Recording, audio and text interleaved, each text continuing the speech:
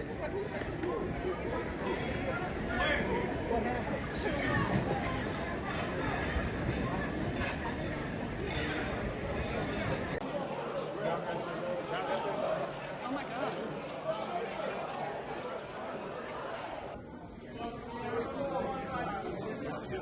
and gentlemen, out. We gotta go. We have to exit.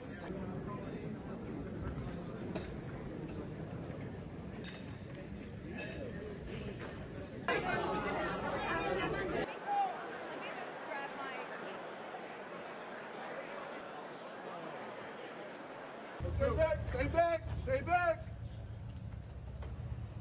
And that was very unexpected, but incredibly acted upon by Secret Service and law enforcement. And this was an event dedicated to freedom of speech that was supposed to bring together members of both parties with members of the press. And in a certain way it did, because the fact that they just unified, I saw a room that was just totally unified. It was in one way very beautiful.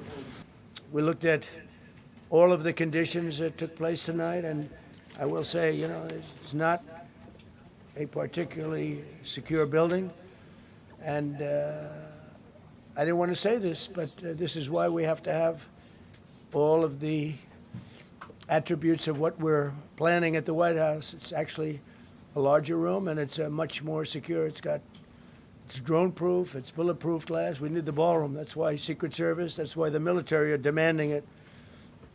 They've wanted the ballroom for 150 years for lots of different reasons, but today's a little bit different, because today we need levels of security that probably nobody's ever seen before. But everyone owes a tremendous debt of gratitude to the courage of law enforcement, the law enforcement, and working with the D.C. police. And we just spoke with the mayor. And when we're finished, the police chief is going to take over and discuss it also from their viewpoint. But they also performed exactly as they were supposed to. And you see the attacker in different positions, but you also see the attacker totally subdued and under control. So as you know, this is not the first time in the past couple of years that our republic has been attacked by a would-be assassin who sought to kill. In Butler, Pennsylvania, less than 2 years ago, you all know that story. And in Palm Beach, Florida, a few months after that, we came close. We really had, again, we had some great work done by law enforcement, but First Lady and I were taken very well care of, very quickly rushed off the stage. Vice President J.D. Vance, who's here, was likewise beautifully done. He was just saying how quickly everybody acted, law enforcement, Secret Service in particular in this case, but law enforcement. Marco had the same thing. Pete was there. Pete didn't want any help. He didn't want anybody to help. He doesn't want anybody to help him, but he did get some, didn't you? And I think you also said that it was very impressive. I ask respectfully, why do you think this keeps happening to you?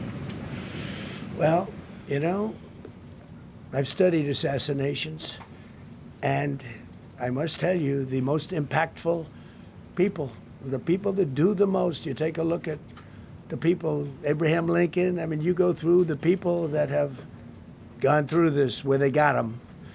But the people that do the most, the people that make the biggest impact, they're the ones that they go after.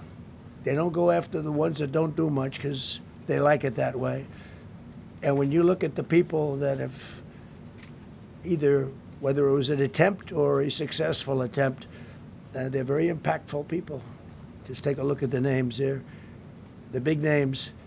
And I hate to say I'm honored by that, but I've done a lot. We've done a lot. We've taken this country, and we were a laughing stock for years, and now we're the hottest country anywhere in the world. We've changed this country, and there are a lot of people that are not happy about that.